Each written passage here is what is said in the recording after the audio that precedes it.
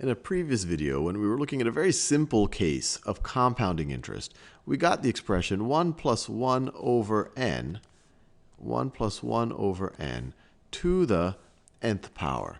And the way we got this, we saw an example where a loan shark is charging 100% interest, and that's where this 1 is.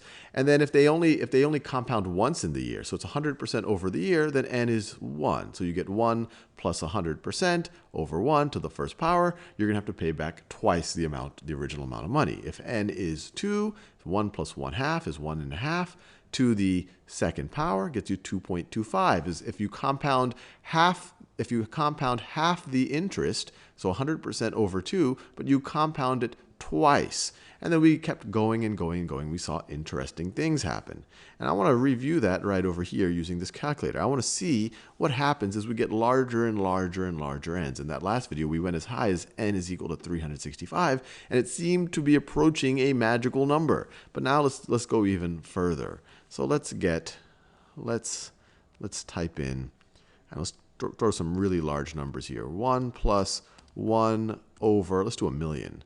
1, 2, 3, 1, 2, 3. So that's 1,000,000 to the millionth power. 1, 2, 3, 1, 2, 3. Did I get the right numbers here? Yeah, that looks right.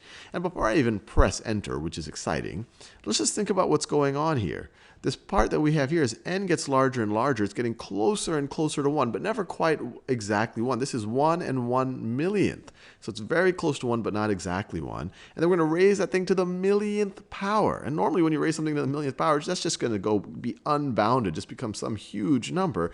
But there's a clue that, well, 1 to the millionth power would just be 1. If we're getting really close to 1, well, maybe this won't just be some unbounded number. And when we calculate it, we see that that's the case. It's 2.71828 and just keeps going. Now let's go even higher. Let's take it.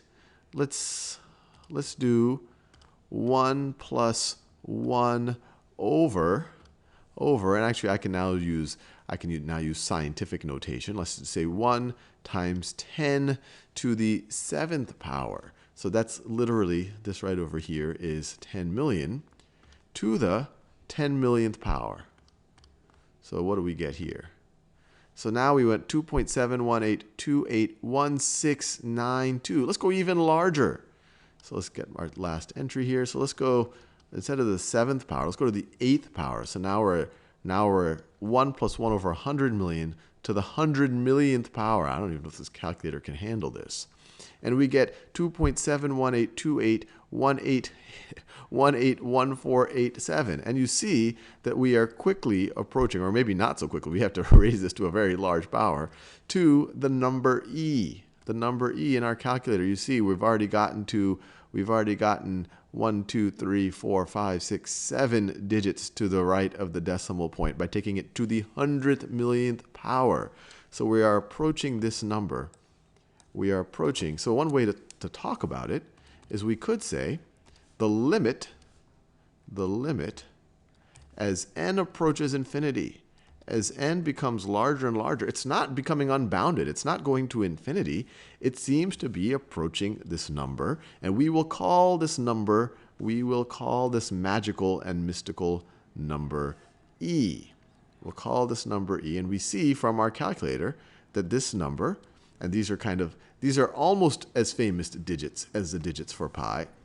We're getting 2.7182818, and it just keeps going and going and going, never repeating. So it's an infinite string of digits, never repeating. Just like pi. Pi, you remember, is the ratio of the circumference to the diameter of the circle. E is another one of these crazy numbers that shows up in the universe.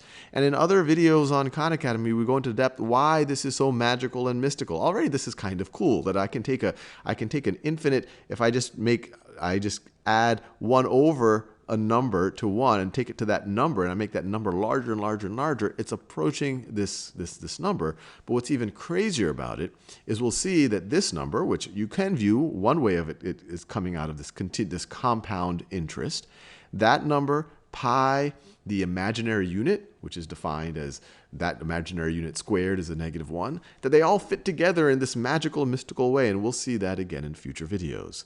But just for the sake of E, what you could imagine what's happening here is going to our previous example of borrowing $1 and trying to charge 100% over a year, that when our n was 1, that means you're just charging over 1 period. When n is 2, you're charging over 2 periods, and then compounding, or you're compounding over 2 periods. When n is 3, compounding over 3 periods. When n approaches infinity, you could view it as you're continuously compounding every zillionth of a second. Every moment, you're compounding just a super small amount of interest, but you're doing it at essentially you're approaching an infinite number of times, and you get to this number.